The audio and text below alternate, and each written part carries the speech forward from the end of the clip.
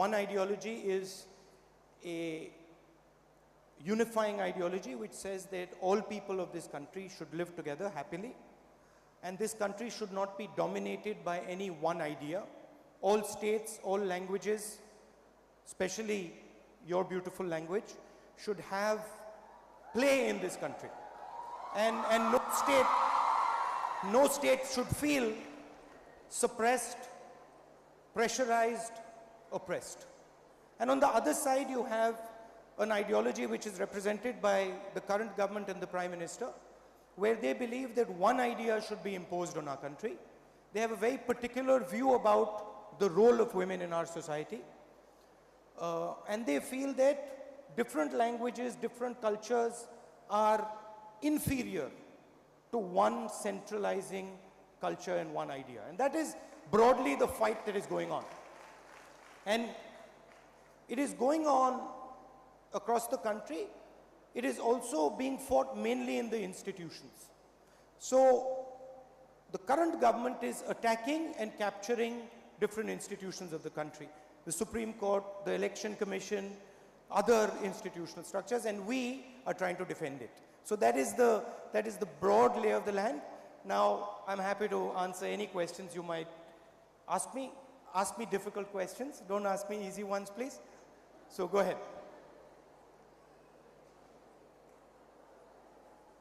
And I'd like to welcome all the young ladies there in the back as well. So who would like to start?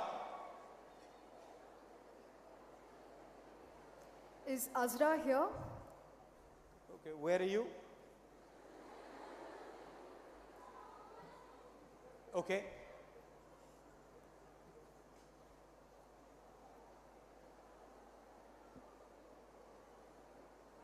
A request. Okay, check. Hi, sir. Okay, Can you call me Rahul instead of sir? okay. Makes me more comfortable.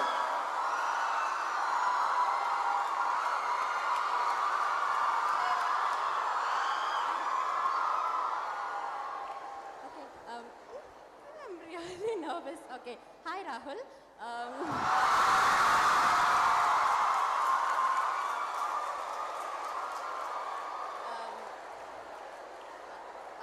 My name's Azra and I'm from the Department of Fine Arts, and the question that we have for you, Rahul, is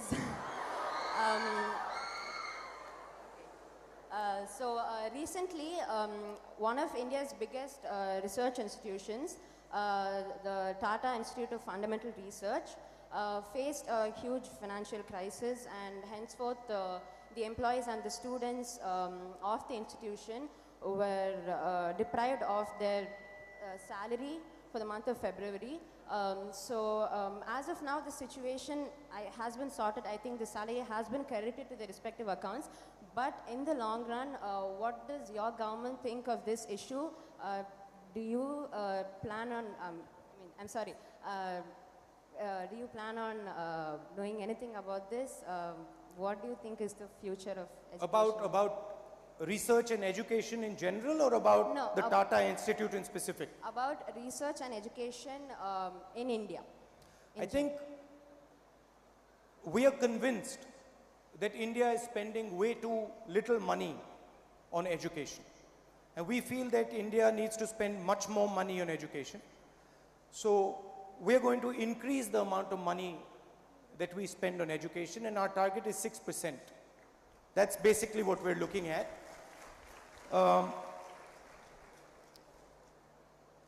It's not only about spending money in education.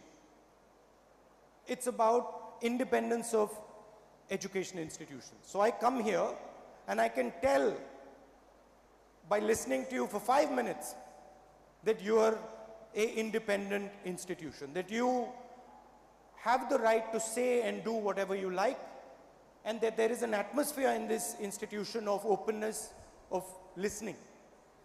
I think another thing that we have to focus on is the imposition and the capture of India's institutions.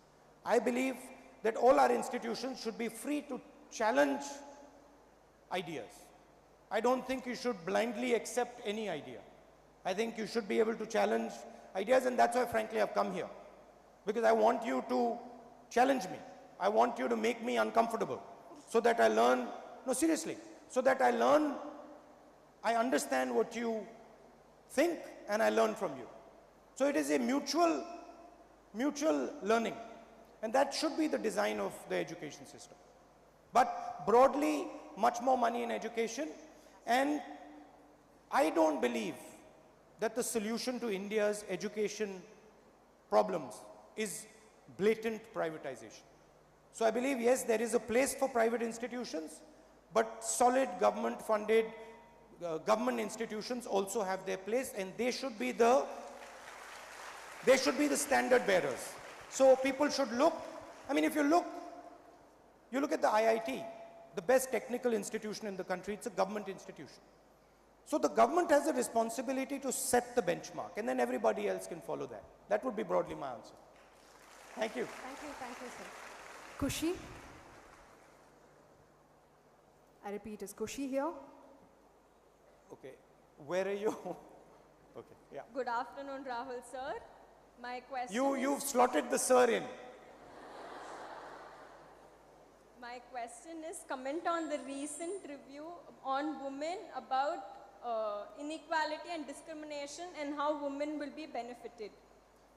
Comment on? Women's inequality and discrimination and how women will be benefited. I think the way Indian women are treated leaves a lot to be desired. I think South India is significantly better than North India on this front. It's true. If you go to North India, if you go to Uttar Pradesh, if you go to Bihar, and you see the treatment of women and the way women are treated, you will be shocked. So there is a cultural aspect, and I think Tamil Nadu is one of the leaders in how it treats its women. So that's a good thing. No, but wait, because before you get excited, there's still a lot of improvement required in Tamil Nadu as well. I don't think women should be second to men in anything. I think women should be at the same level as men in everything. And I look at the Parliament House, I look at the Vidhan Sabhas, I look at the different states, and frankly, I don't see enough women in leadership positions. I don't see them leading enough companies, I don't see them leading enough states, I don't see enough of them in the Lok Sabha and the Vidhan Sabha. So one of the things that we've decided, in 2019, we're going to pass the women's reservation bill in Lok Sabha, Vidhan Sabhas, and we're also going to reserve 33% of all government jobs at the national level for women. That's a starting point. But I think it's an attitude.